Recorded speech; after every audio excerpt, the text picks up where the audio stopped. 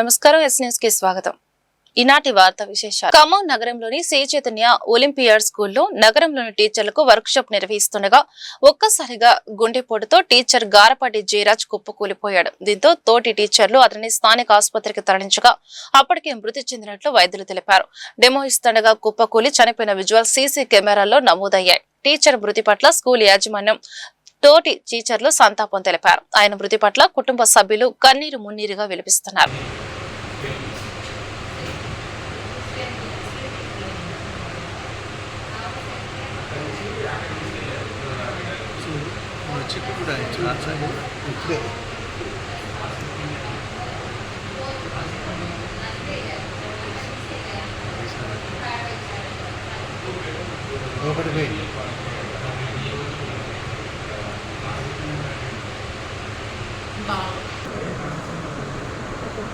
ముదిరాజ్ వివాహ పరిచయం కార్యక్రమం ఈ నెల 10న ఖమ్మంలో నిర్వహిస్తున్నట్లు ఆ సంఘ నాయకుడు పిట్టల నాగేశ్వరరావు తెలిపారు. ఈ సందర్భంగా ఆయన వివరాలు వెల్లడించారు. తెలుగు రాష్ట్రాలలో ఉన్న ముదిరాజు పెళ్లి వయసుకు వచ్చిన యువతీ యువకులు తరలి రావాలని ఆయన కోరారు. టౌన్లో అనంతరాములు గారి ఇంటి వద్దనున్న టైనీ టాట్ స్కూల్ ఆవరణలో ముదిరాజ్ కుల ఉచిత వివాహ పరిచయ వేదిక ఏర్పాటు చేయడం జరిగింది. ముదిరాజు బంధువులందరికీ ఈ వేదికకు ఆహ్వానం పలుకుతున్నాం. ఒక్క ఖమ్మం కాకుండా ఖమ్మం ఉమ్మడి జిల్లా, వరంగల్ ఉమ్మడి జిల్లా, అలాగే నల్గొండ ఉమ్మడి జిల్లా, హైదరాబాదు, అలాగే ఆంధ్రప్రదేశ్లో ఉన్నటువంటి ముదిరాజులందరికీ ఈ ఇన్ఫర్మేషన్ ఇవ్వటం జరిగింది. అందరూ వారి వారి పిల్లల్ని వివాహానికి వయసుకు వచ్చిన తమ యువతీ యువకులను తీసుకొని వారి తల్లిదండ్రులని రమ్మని ఆహ్వానించాం. ఈ వేదికలో ఇక్కడికి వచ్చిన తర్వాత 8 గంటలకి నుంచి స్టార్ట్ అవుతుంది. వచ్చిన వాళ్ళందరికీ అమ్మాయిలకు అబ్బాయిలకు మేము బయోడేటా ఫామ్ ఇస్తాం. దాన్ని ఖచ్చితమైన సమాచారంతో నింపి మాకు ఇచ్చినట్లయితే మేము అబ్బాయిలను అమ్మాయిలను పక్కన వేరే విడివిడిగా కూర్చోబెట్టి వాళ్ళ తల్లిదండ్రుల సమక్షంలో వివరాలు వెల్లడించడం జరుగుతుంది. ఎవరికి నచ్చిన సంబంధాన్ని వాళ్ళు మాట్లాడుకొని చూసుకోవచ్చు. ఇది వివాహ పరిచయ వేదిక ఉచితంగా ఏర్పాటు చేయడం జరిగింది. ఇది కేవలం అనంతరాములు గారు, నేను అనగా పిట్టల నాగేశ్వరరావు, ప్రతాన వెంకటేశ్వర్లు ఈ ముగ్గురం మాత్రమే ఈ వేదిక నిర్వహించడం జరుగుతుంది. గత 15 ఏళ్ల నుంచి ఈ వేదికను నిర్వహిస్తున్నాం. ఈ వేదికను ఎంతోమంది ముదిరాజులు ఉపయోగించుకున్నారు.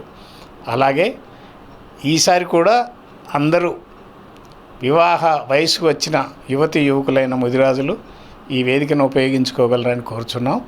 దూర ప్రాంతాల నుంచి వచ్చిన ముదిరాజు బంధువులకు ఉచిత భోజన సౌకర్యం కూడా ఇక్కడ ఏర్పాటు చేయడం జరిగింది. కాబట్టి మిత్రులారా, ముదిరాజు బంధువులారా, ఈ అవకాశాన్ని ఉపయోగించుకోండి. ఎవ్వరికి ₹1 ఇవ్వద్దు. ఇది మేము కేవలం ముగ్గురం ఫౌండర్స్గా ఉచితంగా ఏర్పాటు చేసే అవకాశం. ఈ అవకాశాన్ని మీరందరూ ఉపయోగించుకోవాలి. కొత్తగూడెం పోస్ట్ ఆఫీస్ సెంటర్ నుంచి రైల్వే స్టేషన్ వరకు సెన్సెస్ 2027పై అవగాహన మార్దాన్ ను ప్రారంభించిన చీఫ్ ప్లానింగ్ ఆఫీసర్ సంజయ్ రావు, పాల్గొన్న కార్పొరేషన్ కమిషనర్ సుజాత, మేయర్ మూడు గణేష్, కార్పొరేషన్ సిబ్బంది, యువత, క్రీడాకారులు పాల్గొన్నారు. ఈ సందర్భంగా కార్పొరేషన్ కమిషనర్ సుజాత మాట్లాడుతూ జిల్లా కేంద్రంలో సెన్సెస్ 2027పై ప్రజా అవగాహన కోసం జిల్లా కలెక్టర్ ఆదేశాల మేరకు చీఫ్ ప్లానింగ్ ఆఫీసర్ మార్దాన్ నిర్వహించడం జరిగిందన్నారు. సెల్ఫ్ ఎన్యూమరేషన్ ఏప్రిల్ 26 నుండి మే 10తో ముగిస్తున్న నేపథ్యంలో ఫేజ్ 1 జనగణన సర్వే మే 11 నుంచి జూన్ 29 వరకు నిర్వహించడం జరుగుతుందన్నారు. ఎన్యూమరేటర్ల ప్రతి ఇంటికి వచ్చి సర్వే నిర్వహిస్తారని, నివసిస్తున్న ఇల్లు, వాహన వివరాలు, నీటి సౌకర్యం తదితర అంశాలతో కూడిన 32 అంశాలను సర్వే చేస్తారని, ప్రతి ఒక్కరూ ఇండియన్ సెన్సెస్ 2027కు సంబంధించి సర్వేకు వచ్చి ఎన్యూమరేటర్లకు సరైన వివరాలను తెలియజేసి సహకరించాలని కోరారు.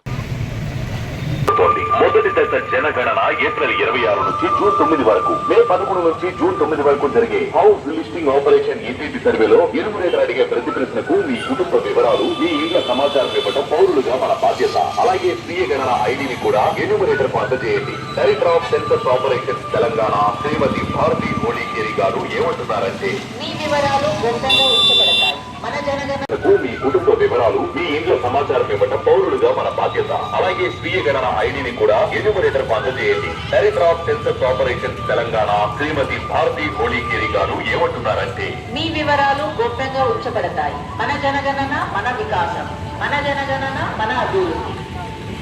తెలంగాణ రాష్ట్రం ఏర్పడిన తర్వాత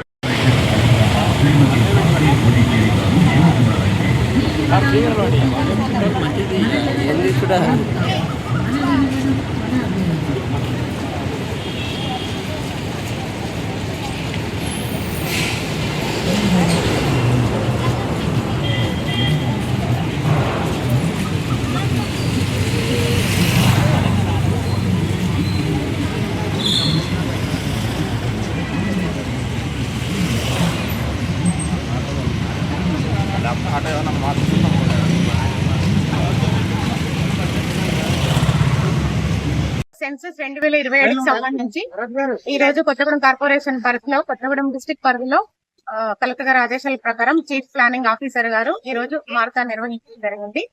జనగణనపై ప్రతి ఒక్కరికి అవగాహన గురించి గవర్నమెంట్ ఇచ్చిన ఇన్స్ట్రక్షన్స్ ప్రకారం ఈ రోజు నిర్వహించడం జరిగింది. దీనికి సంబంధించి డిస్ట్రిక్ట్ అఫీషియల్స్, అదేవిధంగా కార్పొరేషన్ పరిధిలో ఉన్న ఎంప్లాయీస్, పబ్లిక్, అదేవిధంగా స్పోర్ట్స్ డిపార్ట్మెంట్ నుంచి ప్రముఖంగా సహకరించడం జరిగింది. ఏదైతే అవగాహన కల్పించాలనుకున్నామో జనగణనకు సంబంధించి ఏప్రిల్ 26, మే 10 వరకు సెల్ఫ్ ఎన్యూమరేషన్ అనేది చేసుకోవడానికి అవకాశం ఇచ్చారు. దీనికి సంబంధించి ప్రతి ఒక్కళ్ళు ఈ అవకాశాన్ని వినియోగించుకోవాలని కోరుకుంటున్నాను. అదే విధంగా మే 11 నుంచి జూన్ 9 వరకు ఏదైతే ప్రతి ఒక్క ఎన్యూమరేటర్ ప్రతి ఇంటికి వెళ్లి హౌస్ లిస్టింగ్ కార్యక్రమం స్టార్ట్ చేస్తారో ప్రతి ఒక్కళ్ళు కూడా ఎన్యూమరేటర్ కి సహకరించవలసిందిగా కోరుకుంటున్నాను. ఫేజ్ 1 లో స్టార్ట్ అవుతున్న ఇంటికి సంబంధించిన వివరాలు తీసుకోవడం జరుగుతుంది. దీనికి సంబంధించి 32 అంశాలతో కూడుకున్న వివరాలని ప్రతి ఒక్క ఎన్యూమరేటర్ కూడా అడగడం జరుగుతుంది. దీనికి సంబంధించి ఇంటికి నిర్మాణం కప్పు ఎలా ఉంది, అదే విధంగా వాటర్ ట్యాప్ కనెక్షన్ ఉందా, విద్యుత్ కనెక్షన్ ఉందా, మోటార్ వెహికల్ ఉన్నాయా, అదే విధంగా ఇంటికి సంబంధించిన కరెంట్ కనెక్షన్ కానీ, వైఫై కానీ, ల్యాప్టాప్స్, వెహికల్స్ ఇన్ఫర్మేషన్ కి సంబంధించి ప్రతి ఒక్క వివరాలు తీసుకోవడం జరుగుతుంది. ఏదైతే మనం ఇచ్చే ఆధారాల ప్రకారమే గవర్నమెంట్ అనేది పథకాలకు అవకాశం కల్పించడం గానీ, అదే విధంగా ఇంటి నిర్మాణానికి సంబంధించి కూడా ఒక ప్రపంచ తలసేమియా దినోత్సవ సందర్భంగా సంకల్ప వాలంటరీ ఆర్గనైజేషన్ ఆధ్వర్యంలో ఈ కార్యక్రమాన్ని ఏర్పాటు చేశారు. ఈ కార్యక్రమంలో ఖమ్మం నగర ఏసీపీ రమణమూర్తితో పాటు పలువురు డాక్టర్లు పాల్గొన్నారు. ఈ సందర్భంగా తలసేమియా రహిత సమాజ నిర్మాణం కోసం సంకల్ప స్వచ్ఛంద సేవా సంస్థ దృఢ నిశ్చయంతో అడుగులు వేస్తోందన్నారు. ఈ ఏడాది hidden no more visibility voice value అనే నినాదంతో తలసేమియా బాధితుల సమస్యలను ప్రపంచానికి చాటి చెప్పడంతో పాటు వారికి సమాజంలో సముచిత స్థానం కల్పించాలని సంకల్పించుకోవాలన్నారు.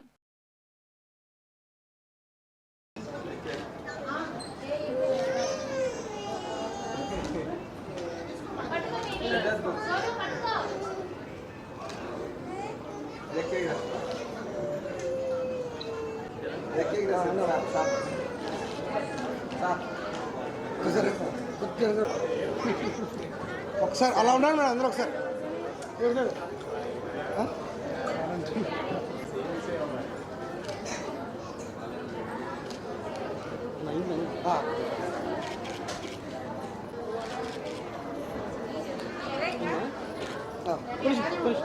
అలా ఉండండి.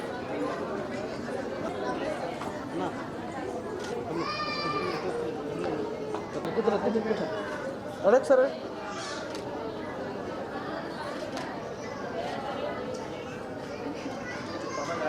నమస్కారం, నా పేరు అనిత, సంకల్ప స్వచ్ఛంద సేవా సంస్థ సభ్యురాలిని. ఈరోజు ప్రపంచ తలసేమియా దినోత్సవం జరుపుకుంటున్నాము. దానిలో భాగంగా ఇక్కడ అనేక కార్యక్రమాలు నిర్వహిస్తున్నాము. ఈరోజు ఇలా సెలబ్రేట్ చేసుకుంటున్నందుకు సంతోషపడాలో లేకపోతే ఇంకా కూడా అనేక మంది తలసేమియా చిన్నారులు ప్రతి సంవత్సరం పుడుతున్నారు కాబట్టి బాధపడాలో తెలియని సందిగ్ధత. ఎందుకంటే ఇంకా కూడా సమాజంలో మన తలసేమియా పట్ల అవగాహన లేకపోవడం వల్ల ప్రతి ఏడాది అనేక వందల మంది చిన్నారులు ఈ తలసేమియా మహమ్మారిని బారిన పడుతున్నారు.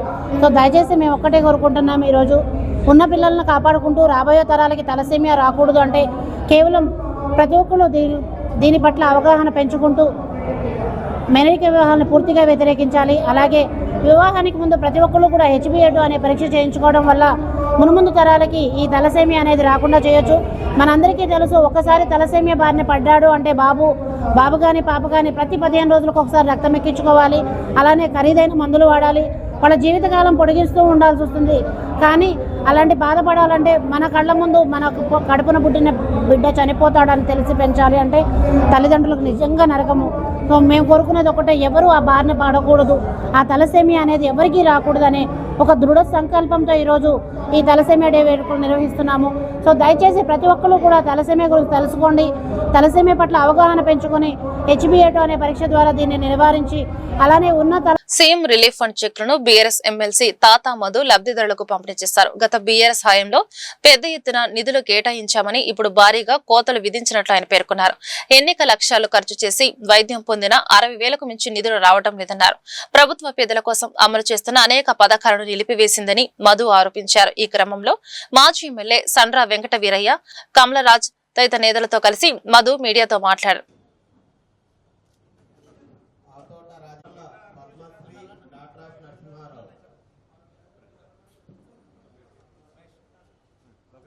Gokarna Padmasri, next Kumari Ibrahim Begum, care of Sheikh Abdul Nabi, Khammam urban, Margam Sirisha, Khammam town, Satnanagoda division, Margam Sirisha జరిగింది, Khammam town. Wife of Ashok, Raghunathapalem మండలం.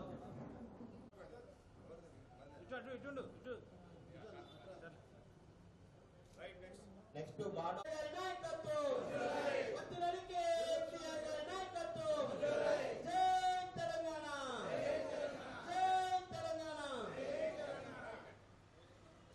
కేసీఆర్ గారి నాయకత్వం. జై తెలంగాణ. తెలంగాణ రాకముందు నుంచి ఉన్నది.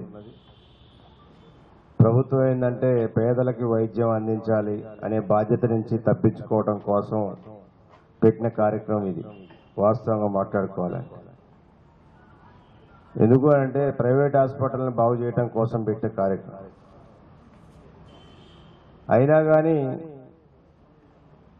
ఉన్న వ్యవస్థను నడిపించాలి కాబట్టి కేసీఆర్ గారు చాలా పెద్ద ఎత్తున దాని నిధులు కేటాయించి, ఎవరు అడిగినా గతంలో తెలంగాణ వచ్చినాక 4 లక్షలు, 5 లక్షలు, 10 లక్షలు, 20 లక్షలు, 30 లక్షలు బిల్లులు వచ్చాయి. పేదవాళ్ళని ఆదుకోవటం కోసం అనేటువంటిది. అంటే ప్రైవేట్ హాస్పిటల్ పోయినప్పుడు ఆ ప్రైవేట్ హాస్పిటల్కి డబ్బులు కడితే ప్రభుత్వం నుంచి సహాయం కొంత అందించడం కోసం ఈ ముఖ్యమంత్రి సహాయ నిధి కార్యక్రమం పెట్టారు. దురదృష్టవశాత్తు ఏంటంటే ఈ కార్యక్రమానికి కూడా కోత పెట్టింది ఈ కోతల ప్రభుత్వం, కాంగ్రెస్ ప్రభుత్వం. 30% కంటే ఎక్కువ ఇవ్వమని చెప్పేసి 30,000 రూపాయలు మ్యాక్సిమం, 40,000, 50,000, 60,000 రూపాయల వరకు వస్తుంది అనుకుంటా. గతంలో వెంకట వీరయ్య గారు కానీ, లేకపోతే జిల్లాలో కమలరాజు గారు కానీ, అజయ్ గారు కానీ, ఉపేందర్ రెడ్డి గారు కానీ, వీళ్ళందరూ ఎమ్మెల్యేలుగా ఉన్నప్పుడు మేము కూడా చాలామందికి 5 లక్షలు, 6 లక్షలు ఇప్పించిన సంఘటనలు ఉన్నాయి. ఇవాళ 5 లక్షల రూపాయలు ఒక పేదవాడి 30 లక్షల బిల్లు అయితే 5 లక్షల రూపాయలు పెట్టుకోవాలి, ప్రభుత్వం ఇవ్వాలి అంటే ఓన్లీ ఒక ముఖ్యమంత్రి మాత్రమే దానికి ఆయన ఓకే అంటే 5 లక్షలు వచ్చేట్టుంది. లేకపోతే మీరు ఎన్ని బిల్లైనా పెట్టండి, మీకు 50 లక్షలుగా 60 లక్షలు ఉన్న 2 ఎకరాలు అమ్ముకున్నా మీరు పెట్టుకున్న 60,000 కంటే ₹1 ఎక్కువ రాదు. కానీ కేసీఆర్ గారు ముఖ్యమంత్రిగా ఉన్నప్పుడు, బీఆర్ఎస్ ప్రభుత్వం ఉన్నప్పుడు ఈ జిల్లాలో అనేక మందికి ఇబ్బందులు, మాకెవరో వాళ్ళు ఎవరు కూడా తెలియదు, ముఖం తెలియకుండా మన పార్టీ ఆఫీస్కి వస్తే చాలా మందికి తీసుకెళ్ళి, చాలా పేదోడు సార్, ఉన్న భూమి అమ్ముకున్నాడు సార్, కొంచెం చేయాలి అంటే చేసినటువంటి సంఘటనలు చాలా ఉన్నాయి. కానీ కాంగ్రెస్ ప్రభుత్వం వచ్చిన తర్వాత అన్నిటికీ ఎట్లయితే కోత పడ్డదో దీనికి కూడా అంతే కోత పడ్డది. జండ్ర గారు చెప్పారు అనేక ఇబ్బందులు. మీకు అనుకో చాలా మంది ఎవరైతే ఇబ్బందులు పడుతున్నారో చాలా మంది ఆలోచించుకోవాలి, ఎందుకు వచ్చినాయి ఈ కష్టాలు. మొక్కజొన్న రైతులు, మిర్చి రైతులు, వడ్ల రైతులు, ఏ పంటల జొన్న రైతులు, ఎక్కడైనా పోనీయండి, మీకు గిట్టుబాటు ధర లేక వ్యవసాయం మళ్ళా మానేద్దాం. కేసీఆర్ గారు వచ్చాక, తెలంగాణ వచ్చినాక బీఆర్ఎస్ ప్రభుత్వం రైతులు కొద్దిగా గాలి పీల్చుకున్నారు. ఎందుకనంటే ఎవడు 60-70 సంవత్సరాలు పరిపాలించిన కాంగ్రెస్ పార్టీ కానీ, తెలుగుదేశం పార్టీ కానీ, ఎవరైనా కానీ రైతుకు ఒక ఎకరానికి ఇంత సాయం చేయాలన్నాడు లేడు. కేసీఆర్ గారు వచ్చినాకనే ఎకరానికి 10,000 రూపాయలు ఇచ్చినాడు. పెట్టుబడి వచ్చేది. నువ్వు పండించిన ప్రతి గింజని ఆ రోజు కొనేవాళ్ళు. బస్తాలు లేవు, లారీలు లేవు, కాంటా వేయలేదు, లేకపోతే మాకు కొనుగోలు కేంద్రం లేదని ఎవరు గొడవ పెట్టలేదు. ఇవాళ కొనుగోలు కేంద్రాలు తెరవండి అని గొడవ పెట్టాల్సి వచ్చింది. కొనుగోలు కేంద్రం తెరిస్తే బస్తాలు లేవని గొడవ పెట్టాలి. బస్తాలు వస్తే కాంటా పెట్టమని గొడవ పెట్టాల్సి వస్తుంది. కాంటా పెడితే లారీ రాలేదు, లారీ కోసం గొడవ పెట్టాల్సి వస్తుంది. లారీ ఎక్కిస్తే మళ్ళీ అక్కడ పోయి గోడౌన్ దగ్గర పోతే దింపమని గొడవ పెట్టాల్సి వస్తుంది. వాడు దింపిన తర్వాత ఆ డబ్బుల కోసం మళ్ళీ గొడవ పెట్టాలి. అంటే ప్రతి స్టెప్లో ఈ కాంగ్రెస్ ప్రభుత్వంలో గొడవ అనేది ఉంది. మనం కేసీఆర్ గారు ఉన్నప్పుడు ఏది లేదు. చాలా మంది ఒక పండగలాగా మొత్తం అసలు గ్రామాల్లో పోతే అదొక పెళ్లి వాతావరణం లాగుండే. ఎక్కడ చూసినా కొనుగోలు కేంద్రాలు, మంచిగా రైతులు హాయిగా హ్యాపీగా నాది కొన్నారు అయిపోయింది, డబ్బులు వచ్చినాయి, బ్యాంకులో పడ్డాయి అంటోళ్ళు. కానీ ఇవాళ ఆ పరిస్థితి లేదు. రైతులు కూడా ఆలోచించాలి. పేదవాళ్ళకు కూడా చాలా మందికి ఈ ప్రభుత్వం హామీలు ఇచ్చింది. ఎన్నికల ముందు చాలా కోతలు కోశారు.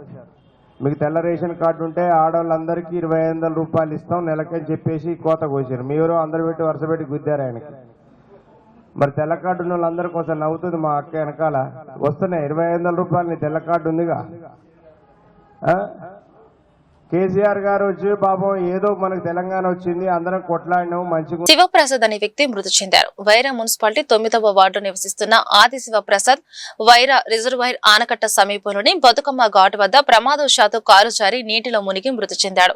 ప్రమాద సంఘటనపై స్థానికులు పోలీసులకు సమాచారం అందించడంతో సంఘటన స్థలానికి చేరుకున్న పోలీసులు జాలర్లతో గాలింపులు చేపట్టి మృతదేహాన్ని వెలికితీశారు. మృతునికి భార్య, ఒక కుమార్తె, కుమారుడు ఉన్నారు. ప్రమాద సంఘటనపైన ఎస్ఐ పి రామారావు కేసు నమోదు చేసి మృతదేహాన్ని పోస్టుమార్టం నిమిత్తం ఖమ్మం ప్రభుత్వ ఆసుపత్రికి తరలించారు. నిజామాబాద్ జిల్లాలో ఘోర రోడ్డు ప్రమాదం జరిగింది. వర్ణి మండల కేంద్రంలోని జాకోరా క్రాస్ రోడ్ లో ఆగి ఉన్న ఆర్టీసీ బస్సును ఇసుక టిప్పర్ అతివేగంగా ఎదురుగా వచ్చి ఢీకొట్టింది. బస్సు ప్రయాణికులను దింపుతున్న సమయంలో ఈ ప్రమాదం జరిగింది. బడా పహాడ్ నుంచి వర్ణి వైపు వస్తున్న ఆర్టీసీ బస్సులో సుమారు 30 మంది వరకు ప్రయాణం చేస్తున్నారు. వారిలో 20 మందికి గాయాలయ్యాయి. క్షతగాత్రులను 108 వాహనాల్లో వర్ణి ప్రభుత్వ ఆసుపత్రికి తరలించి చికిత్స అందించారు. టిప్పర్ ఓవర్లోడ్ ఉండడంతో అదుపు తప్పి బస్సును ఢీకొట్టిన దృశ్యాలు కొంతమంది వీడియో రికార్డింగ్ చేశారు.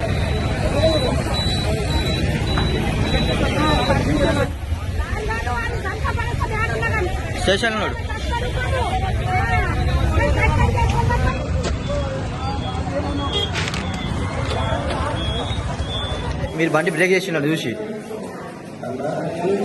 ఇక్కడ దాసరిలో నేను అక్కడ వడ్డాబాయిలో ఏదో వస్తుందని ఇప్పుడు చేసిన వాళ్ళ ఇంకా దిగిన వాళ్ళు ఉంటారు అక్కడ. ఆ స్పీడ్ ఉన్నాయి భయ, లారీ స్పీడ్ ఉందా? ఫుల్ స్పీడ్ వచ్చినాడు. ప్రెస్ చేసుకుంటే ఇంకా ధర అయితే నేను ఇప్పుడు చాలా మంది దెబ్బలు తాకినాయి. ఇప్పుడు కాంగ్రెస్ పార్టీ వెంట నడిచిన యాదవులకు పదవులలో అన్యాయం జరుగుతుందని ఖమ్మం జిల్లా యాదవ్ సంఘం నేతలు అన్నారు. గత అసెంబ్లీ ఎన్నికలలో ఎమ్మెల్యేలు గెలవడానికి తమ కులస్తులు ఎంతో శ్రమించారని పేర్కొన్నారు. ప్రస్తుతం కాంగ్రెస్ ప్రకటించిన నామినేట్ పోస్టుల భర్తీలో తమకు పదవులు కేటాయించకపోవడం పట్ల వారు అసహనం వ్యక్తం చేశారు. ఈ సందర్భంగా నేతలు మీడియాతో మాట్లాడారు. ఈ సమావేశానికి విచ్చేసినటువంటి ప్రింట్ అండ్ ఎలక్ట్రానిక్ మీడియా మిత్రులకు కూడా ఈరోజు అఖిల భారత యాదవ్ మహాసభ ఎంతో బాధతోటి ఈ ప్రెస్ మీటు పెట్టడం జరుగుతూ ఉంది. మొన్న జరిగినటువంటి ఎలక్షన్లో ఈ రాష్ట్రంలో కాంగ్రెస్ ప్రభుత్వానికి అత్యధిక సీట్లు ఇచ్చినటువంటి జిల్లా ఖమ్మం జిల్లా. ఈ జిల్లాలో అత్యధిక జనాభా కలిగినటువంటి యాదవులకి విస్మరిస్తూ ఉంది ఈరోజు కాంగ్రెస్ ప్రభుత్వం. ఇవాళ జిల్లాలో ఉన్న 10 మంది ఎమ్మెల్యేల్లో 9 మంది ఎమ్మెల్యేలు గెలిచారంటే దానికి మేజర్ పార్టీ యాదవులు కాంగ్రెస్ పార్టీ పక్షాన నిలబడటం వల్లనే మీరు ఈరోజు 9 మంది ఎమ్మెల్యేలుగా, అందులో 3 మంత్రులుగా నిలబడినటువంటి పరిస్థితి ఉన్నది.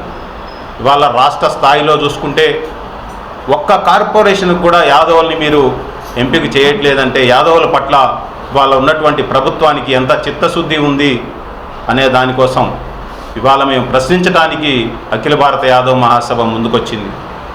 ఇవాళ ఈ జిల్లాలో 10 నియోజకవర్గాల్లో అఖిల భారత యాదవ్ మహాసభ ఎంతో యాక్టివ్గా పనిచేసి అఖిల భారత యాదవ్ మహాసభలో పనిచేసినటువంటి కాంగ్రెస్ నాయకులు ఉన్నారు.